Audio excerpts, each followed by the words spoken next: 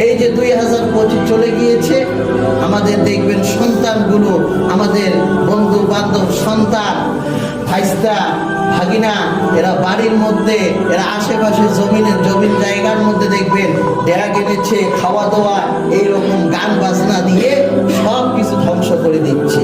আজকে আপনি বাবা হয়ে তাদেরকে আপনি থামাচ্ছেন না, আজকে আপনি বাবা হয়ে তাদেরকে আপনি বাধা দিচ্ছেন না, আপনি আজকে বাবা হয়ে সন্তানকে আপনি লক্ষ্য দিচ্ছেন না, সন্তানকে আপনি লক্ষ্য দিচ্ছেন না।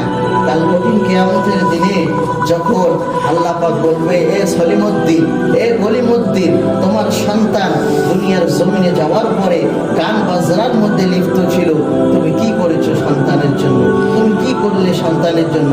সন্তানকে এক টাইমের জন্য তুমি নামাজ শিক্ষা দাও নাই, সন্তানকে এক টাইমের জন্য তুমি কোরআনুল কারীম হাতের মধ্যে ধরতে দাও নাই, তুমি সন্তানকে একটা টাইমের মধ্যে নামাজের জন্য লাঠির বাড়ি দিয়ে সন্তানকে তুমি বিছানা থেকে তুলে দাও নাই। সেদিন আমরা কি জবাব দিতে পারবো আল্লাহ